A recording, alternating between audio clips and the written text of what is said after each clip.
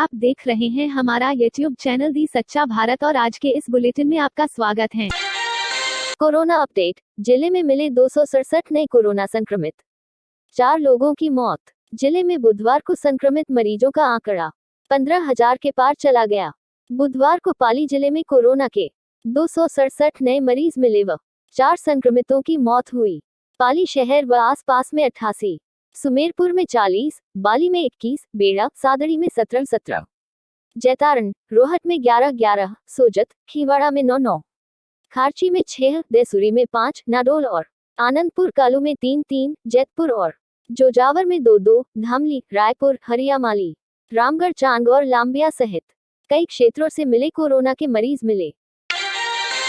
बेड़ के सोतनाला औद्योगिक क्षेत्र में बुधवार शाम को 2 गैंगों में हुई गैंगवार के बाद 4 लोग गंभीर रूप से घायल हो गए थे। साथ ही आधा दर्जन गाड़ियों में तोड़फोड़ की थी। मामले की सूचना लगते ही बेड़ थाना प्रभारी मैं जाप्ते घटनास्थल पर पहुंचे, जहां पर उन्होंने 4 लोगों को हिरासत में, साथ ही जो घायल थे उनको अस्पताल में भर्ती कराया गया, जहां पर उनका इलाज चल रहा है।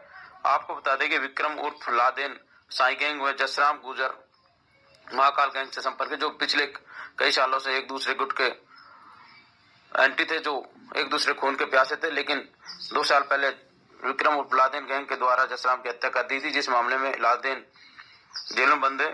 पुलिस के द्वारा जगह जगह टीमें गठित कर तलाश की जा रही है। अलवर में कोरोना तेजी से बढ़ रहा है। जिले में एक्टिव केसों की संख्या 4000 से ज्यादा हो चुकी है।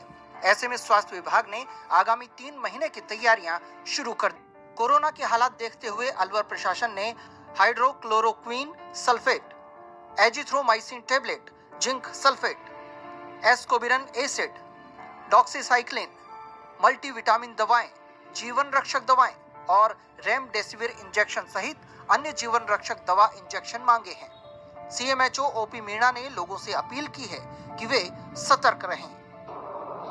लगातार सरकार प्रयासरत है और हम उसी माध्यम से पूर्ण इन संसाधनों को और जुटाने बढ़ाने में लगे हुए हैं, लेकिन रफ्तार यही रही तो ये सारी व्यवस्थाएं नाकाफी हो जाएगी और ऐसी स्थिति में गंभीर परिणाम आएंगे। तो आप सभी से अपील है कि आप सभी के माध्यम से मैं यही अपील करना चाहूँगा कि अपने आप को स्वयं से आइसोलेट कर लें, स्वयं से लॉकडाउन कर लें। अत्यंत आवश्यकता होने पर ही कोविड एप्रोप्रिएट बिहेवियर के साथ में हम एक स्थान से दूसरे स्थान पर जाएं और सेवा प्राप्त करें, इसको ध्यान में रखें और यही एकमात्र एक साधन है। अलवर में कोरोना मरीजों के इलाज के लिए रोजाना 2000 रेमडेसिविर इंजेक्शन की जरूरत है। इस इंजेक्शन का उपयोग कोरोना के गंभीर मरीजों में इन्फेक्शन रोकने के लिए किया जाता है। दूसरी लहर में संक्रमण रोकने के लिए 18,000 रेमडेसिविर इंजेक्शन मांगे गए हैं। कोविड इंचार्ज डॉक्टर अशोक महावर ने बताया कि कैसे लोगों को कोरोना से बचाने की कोशिशें की जा रही हैं। By antibiotics, by low molecular weight heparin and by dexamethasone. इसके अलावा अगर क्रिटिकल और सीवियर केसेज है जिनमें जो है इन्वॉल्वमेंट 50% से ज़्यादा है, तो वहाँ पर हम अगर रेमडेसिविर भी देने का प्रयास करते हैं।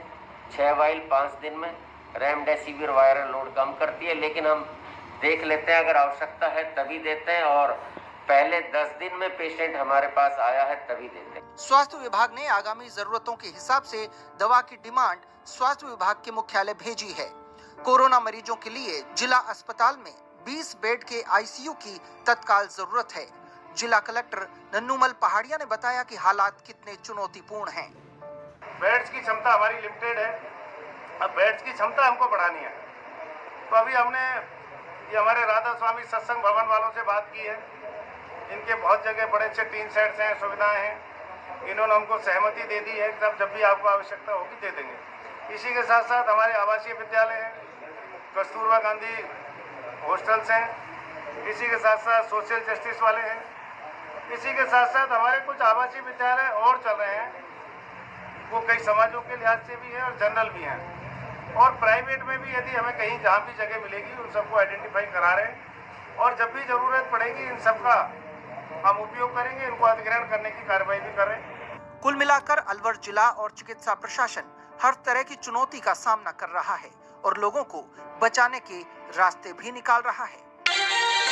बीकानेर की नोखा जेल से बुधवार को भागे 5 कैदियों का घटना के 15 घंटे बाद भी कोई सुराग नहीं लगा है। उधर घटना की गंभीरता को देखते हुए जेल डीजी राजीव दासोत नोखा पहुंचे और घटना को लेकर अधिकारियों के साथ चर्चा की। इस दौरान मौका मुआयना करने के बाद जेल के डिप्टी जेलर, मुख्य प्रहरी सहित 3 कार्मिकों को निलंबित कर दिया गया है। जेल डीजी राजीव दासोत ने जानकारी देते हुए बताया कि घटना को लेकर स्थानीय प्रशासन की लापरवाही सामने आई है और प्रथम दृष्टया लापरवाही को देखते हुए 3 कार्मिकों को निलंबित किया गया है, जिसमें डिप्टी जेलर भी शामिल है। उन्होंने कहा कि घटना को लेकर पुलिस प्रशासन, जेल प्रशासन और सरकार ने काफी गंभीरता से लिया है और आरोपियों की गिरफ्तारी को लेकर प्रयास किए जा रहे हैं। उन्होंने कहा कि भागे कैदियों ने अपनी जीवन की सबसे बड़ी भूल की है, क्योंकि उनका पकड़ा जाना तय है, लेकिन अब उन्हें किसी भी तरह की कोई रियायत नहीं मिल सकेगी, जिसका उन्हें ताउम्र पछतावा रहेगा। क्या मामला?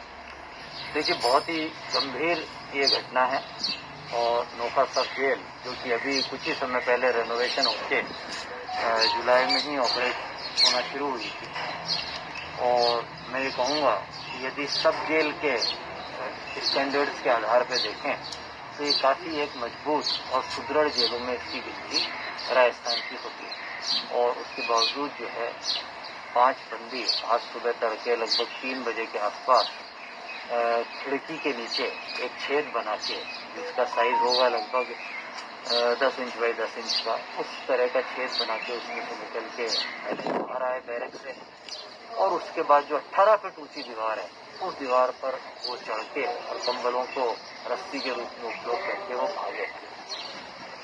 मेरा मानना है कि बहुत ही गंभीर घटना है और जेल प्रशासन और स्थानीय और राज्य पुलिस प्रशासन इसको बहुत ही गंभीरता से ले रहा है।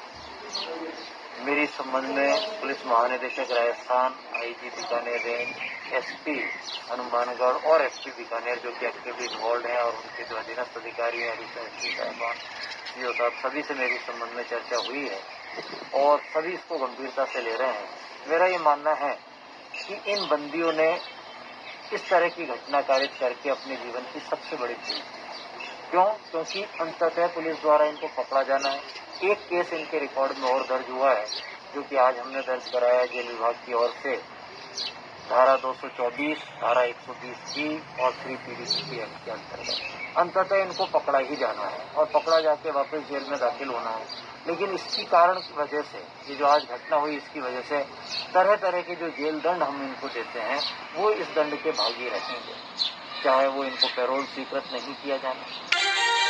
देश और प्रदेश में कोरोना केस लगातार बढ़ रहे हैं। इस दौरान लोग जिंदगी और मौत के बीच जूझ रहे हैं। इस आपदा की घड़ी में रेमडेसिविर इंजेक्शन की कमी सामने आ रही है, वहीं कुछ लोग इसका फायदा उठा रहे हैं। पुलिस ने उदयपुर में रेमडेसिविर इंजेक्शन की कालाबाजारी करते एक डॉक्टर और मेडिकल छात्र को गिरफ्तार किया है। ये दोनों लोग इंजेक्शन को 35,000 रुपए में बेच रहे थे। फिलहाल पुलिस दोनों की ही कॉल डिटेल खंगालने में जुटी है। पुलिस जानने में जुटी है कि इन लोगों ने अब तक कितने लोगों को अपने जाल में फंसाया है। जो नासिक में जो टैंकर आया था, उसको उसके वॉल्स लीकेज होने की वजह से ज़रूर ऑक्सीजन बड़े पैमाने पे लीकेज हुआ, और जिस हॉस्पिटल को वो जा रहा था उस पर निश्चित तौर पर उसका इम्पैक्ट हुआ होगा। लेकिन इसके बारे में क्या इम्पैक्ट हुआ है ये जानकारी मुझे लेना ज़रूरी है, वो अभी पूरी पता नहीं है, लेकिन ज़रूर इम्पैक्ट हुआ होगा, क्योंकि आफ्टर ऑल वेंटिलेटर्स पे जो पेशेंट्स होते हैं उसके बारे में उनको टाइमली ऑक्सीजन मिलना ज़रूरी होता है। तो इसके बारे में डिटेल में जानकारी लेके हम ज़रूर प्रेस नोट इसका इशू करेंगे। जयपुर की कमिश्नरेट स्पेशल टीम ने एक बड़ी कार्रवाई को अंजाम देते हुए रेमडेसिविर इंजेक्शन की कालाबाजारी करने वाली गैंग का पर्दाफाश करते हुए 6 आरोपियों को गिरफ्तार किया है। पुलिस ने आरोपियों के कब्जे से 4 रेमडेसिविर इंजेक्शन भी बरामद किए हैं। फिलहाल आरोपियों से पूछताछ जारी है।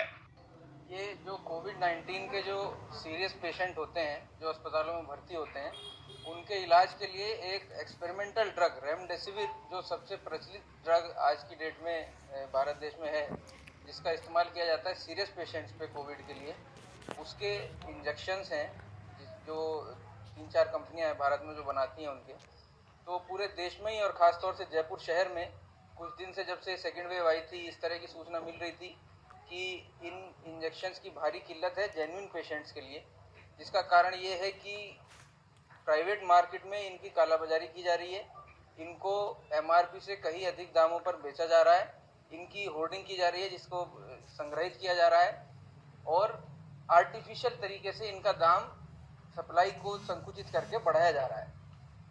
उसी के तहत श्रीमान पुलिस आयुक्त साहब के निर्देशों से crime branch Jaipur commissionerate CST की समस्त टीम को ये निर्देश दिए गए कि जयपुर शहर में इस तरह की कालाबाजारी जहाँ भी हो रही है, जिन भी दुकानदारों द्वारा, दलालों द्वारा ऐसा किया जा रहा है, उनको चिन्हित किया जाए और एक साथ सघन तरीके से अभियान चलाया जाए, जिससे ऐसे लोगों को पकड़ा जा सके, जो होर्डिंग की हुई है इंजेक्शन्स की वो रिलीज हो सके और वो जेन्युइन पेशेंट्स के काम आ सके। इसी क्रम में CST की एक टीम CI साहब रविंदर जी के नेतृत्व में कल मुरलीपुला इलाके में डिकॉय ऑपरेशन ने कंडक्ट किया, जिसमें कि एक मेडिकल स्टोर था, उस पर हमारा जो जाब्ता है वो डिकॉय कस्टमर बन के गया और उन्होंने बिना किसी प्रिस्क्रिप्शन के कच्ची पर्ची पे लिख के ये बताया कि ये रेमडेसिविर नाम का इंजेक्शन मिल सकता है क्या, मुझे इस तरह की ज़रूरत है। इस पे ये जवाब आया कि वो इंजेक्शन जिसका MRP 5400 रुपये कंपनी द्वारा निर्धारित है, वो 15,000-16,000 तक की कीमत में उपलब्ध है इन जगहों पर और उसको कहा कि 1 घंटे के बाद आपको इंजेक्शन मिल जाएगा, आप पैसे जमा करा दें और यहाँ वेट करें। तो जाब्ता वहीं वेट कर रहा था, तभी 2 इंजेक्शन लेके कोई दूसरा आरोपी, इनका जो साथी था, वो 2 इंजेक्शन लेके दुकान पे आया, जिसको वहीं दस्तयाब किया गया, डिकॉय ऑपरेशन कंप्लीट किया गया। उसी सिलसिले में पूछताछ के आधार पर ये पूरी चेन जिसका खुलासा हुआ है। तेजी से फैलते कोरोना संक्रमण के बीच टोंक जिले में भी लगातार पिछले 4 दिनों से कोरोना पॉजिटिव मरीजों की संख्या 100 से अधिक पाई गई है, लेकिन इसके बावजूद कोरोना गाइडलाइन का उल्लंघन कर काफला बाजार स्थित एक दुकान में अवैध रूप से तंबाकू उत्पादन बेचते एक व्यापारी के यहाँ जब नगर परिषद और रसद विभाग की टीम ने छापा मारा तो वहाँ पर मिले तंबाकू उत्पादन। ऐसी सूरत में जिला प्रशासन की टीम ने कार्रवाई करते हुए जहां दुकान को 72 घंटे के लिए सीज कर दिया है, वहीं अवैध रूप से बेचे जा रहे तंबाकू उत्पादनों को सीज कर नगर परिषद के सुपुर्द किया है। उल्लेखनीय है कि टोंक में कोरोना गाइडलाइन के तहत जिन दुकानों को खुला रखने की छूट मिली है, उनके विपरीत कई ऐसे दुकानदार हैं जिनको छूट नहीं मिलने के बावजूद उनकी दुकानें चोरी छुपे खुल रही है। ऐसे ही तंबाकू उत्पादन बेचे जा रहे थे, जिसकी सूचना पर खाद्य विभाग, नगर परिषद ने एक कार्रवाई की और जब्ती के साथ ही दुकान को सीज किया। इल्लीगली तंबाकू के प्रोडक्ट्स बेचते हुए पाए गए थे, जबकि जो सरकार से प्रतिबंधित है।